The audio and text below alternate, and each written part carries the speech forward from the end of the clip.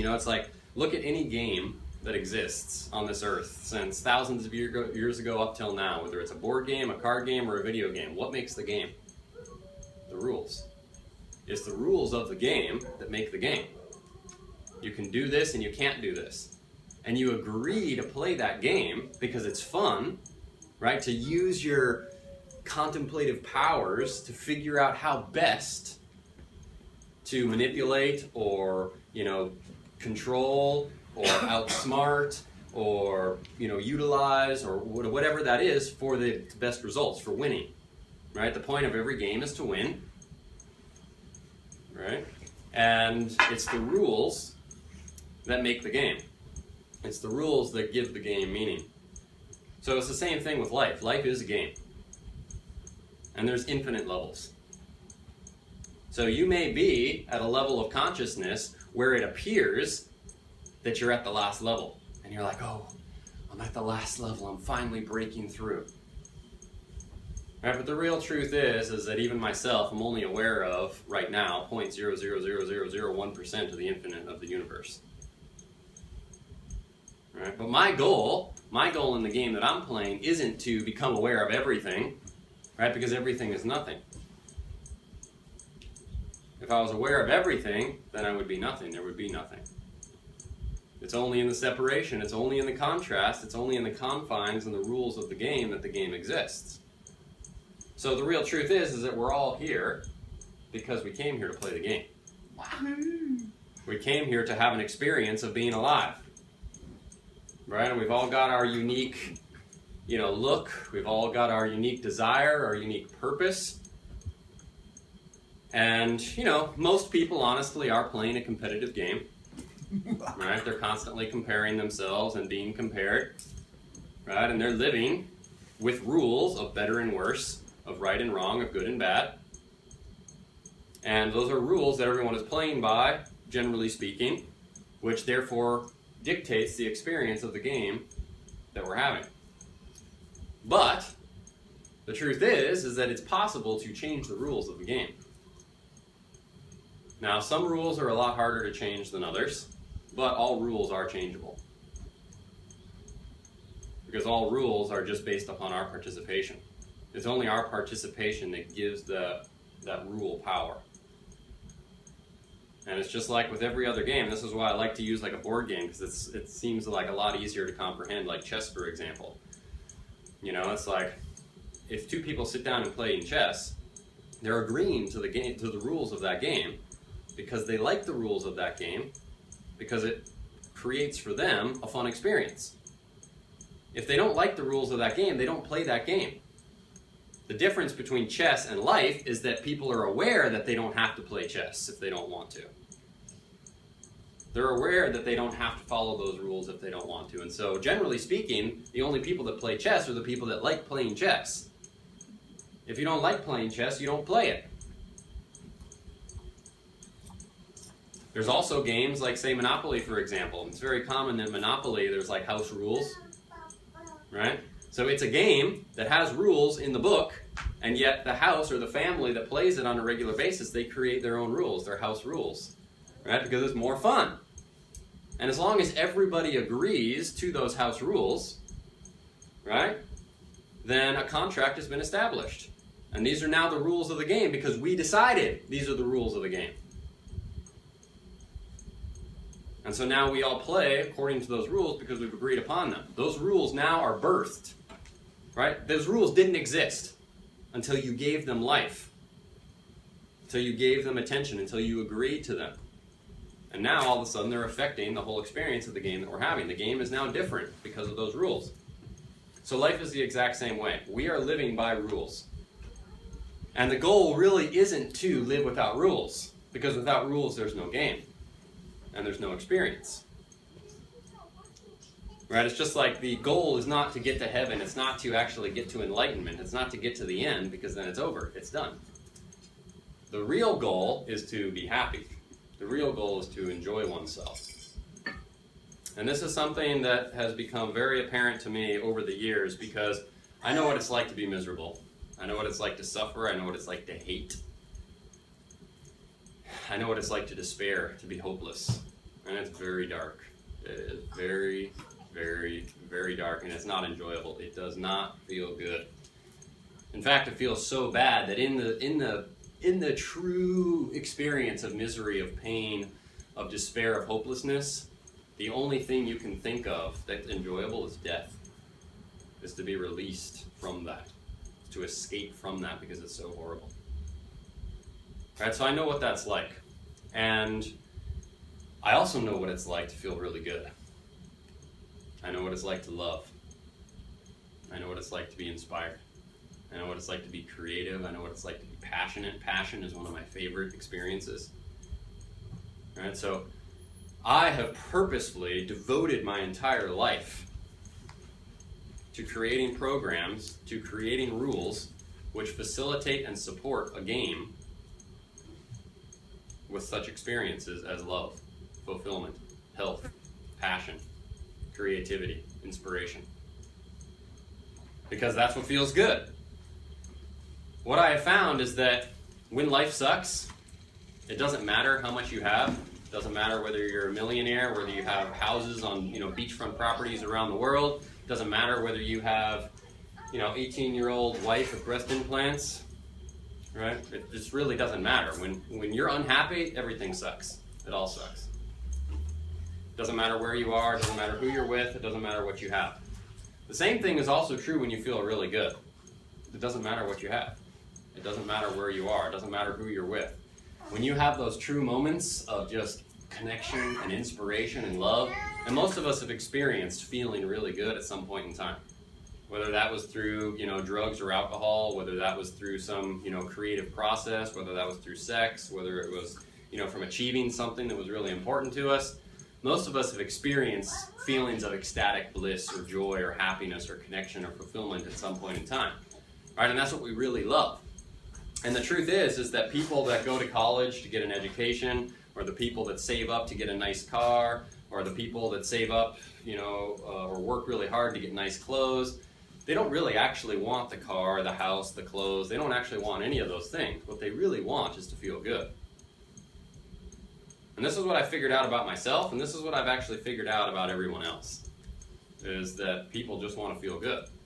And one of my favorite studies that really proves this, and you can find this study online, it's really profound, it's really powerful. Studies have been done on hundreds of thousands of patients on their deathbed, where they go to hospitals, they go to retirement homes, places like this where there's a lot of people dying, and they ask them a set of questions. They ask everyone the same set of questions, and there's not that many questions, and they're really simple, direct questions, such as, what do you regret the most? What do you wish you did more of? What would you have changed about your life? And like 95% of everybody responds basically the exact same. Almost every single person says they wished that they told the people that they loved them more, and that they spent more time with the people that they loved the most. That's like the number one thing. One of the number one things also is, I wished that I worked less. And the other thing is, I wish I spent more time doing the things that I really loved, my hobbies, my creative passions, art, crafts, sports, whatever it is that, they really enjoy doing.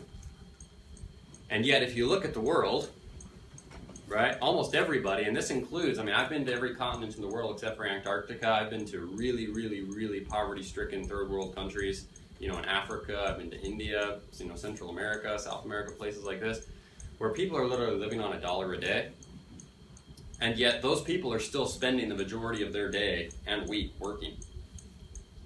In fact, in India, I remember walking down the street in a very poverty-stricken town, and there was this girl, maybe like 10 years old, and she was holding this little metal tray. And on this metal tray, there was like a quart-sized bottle of vegetable oil, which here in the States would cost, $1.50, $2, and a little shot glass. And she was literally selling shot glasses of oil so that people could come, because they couldn't afford to buy the whole bottle of oil, because they're only making like $1 a day for their whole family. Right? So they'd come and buy a shot glass of oil to cook their dinner. And that was her job. She would literally spend like 8-10 hours a day on the side of the street holding this platter to make the accumulative profit of, say, 25 cents a day. And of course, she doesn't get any of that. It all goes to her parents. I mean, it is like, I mean, guys, it is just, it is really, really, really, really profound, dark truth. In the United States, I mean, you've got people that are working 40 hours a week, and they're still on food stamps, they're still on welfare, you know, they're still on things like this. You've got, you know, people that are, you know, in a household with 2 parents that have children, and they're both working 40 hours a week, and they're still in debt. You know, so if you look at this study, right, and you come to the conclusion, which the conclusion that I have come to, which seems very logical, which is the things that are most important in life is being happy. And, you know, what do we associate with real happiness? Being with the people we love the most and doing the things that we love the most.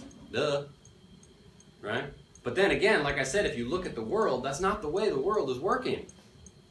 It's not the way the world is operating. People in the richest country in the world, this country, are spending almost all their time working. And really, the more money you have, the less you even see your children. And most likely, the more strained your relationship is, and so it's less enjoyable even. You know, you may have deep inside of your heart a feeling of love for your children, and yet the interactions that you're having with them are not really loving. Because the child has all this deep-seated anger and resentment for their parents, because their parents never spent time with them.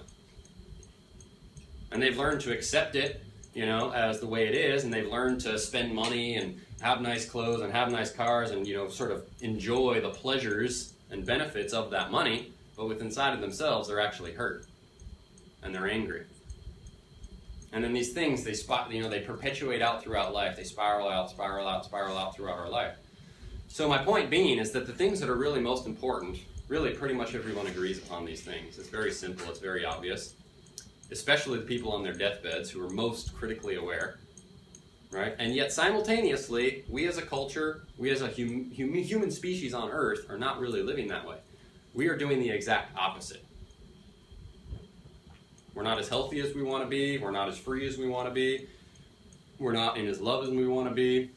We're not as happy as we want to be. We're not doing the things we really want to do. We're actually spending a lot of time doing things we don't want to do. We're spending a lot of time participating in things that we disagree with, but we're doing it anyways because we need to get paid. Right? And that raid, right, that happened here a couple of years ago is just a perfect example, because, you know, they literally came in with a warrant which was totally bogus. There wasn't a single fact, a single substantiated fact, nor a confiscation, nor a charge whatsoever related to that warrant. And everyone at the end of that was aware. Right? They were aware of how ridiculous, you know, of an atrocity it was. And when we asked them, you know, how can you participate in this? How can you allow this to happen? How can you not do anything about this? When we asked them questions like this, everyone responded the exact same way. I'm doing my job. They didn't feel honorable about it. They didn't feel good about it. They didn't feel like it was just. They didn't feel like it was right, but they're still doing it anyways. And this is karma. This is karma, guys, and karma is real. You can't escape karma. You can't. You can pretend, you can deny, you can project, you can avoid, you can run, you can hide, but it always finds you, it always catches you. And karma is literally playing out right now. It's literally playing out right now. It's literally playing out right now. So it doesn't necessarily happen where, you know, those people in the raid, what they did to us is actually directly going to happen to them. But the real truth is that those people are living in a prison. They're living in a prison of every single day, waking up and doing something that they only do because they're getting paid. It's the only reason they really do it. And a lot of people try to justify, they try to tell themselves, oh yeah, You know, I'm a police officer. I'm serving the greater good of the world. I'm helping the world, as they, you know, sit with their radar gun all day writing people tickets. They tell themselves that because if they were to acknowledge the real truth, they couldn't keep doing what they're doing. And parents do this. Unfortunately, I've seen this happen way too many times. A child does something that the parents, for whatever reason, believe is bad. So they start beating the child with a belt, you know, with their hand, you know, with a spoon, you know, with a, you know, freaking fire iron. Whatever they can freaking pick out their Yep. fist. Whatever they have, right? And they're telling their child, I'm doing this for your own good. That's real, guys. That is happening. Millions of children around the world are experiencing that. I'm doing this for your own good. They have to tell themselves that. They have to justify it. Otherwise, they couldn't keep doing it. The mind, the brain, is a justification machine. It is a justification machine. It can justify anything. Every war that's ever happened, it's all justified. Both sides, they both believe they're right. And they both believe the other side is wrong. And as they kill those people, as they, you know, rape the women, as they pillage the towns, as they bomb it, as they destroy it, they're telling themselves that they're doing this for the greater good. They're telling themselves that they're on the right side. I mean, there's no greater example, right? So this is happening. So the real point, I guess, that I'm making is that, one, life, the way it's being experienced, is way less awesome than it could be. And we have to face that. We have to face the darkness, right? We have to face the pain. We have to face the problems, right? But the contrasting truth, the paradox also is that anything is possible. A truly awesome life, no matter how horrible our life is right now, the truth is that anything is possible. Life really could be amazing, right? Life really could be awesome. It really could be healthy. It really could be full of love. It really could be.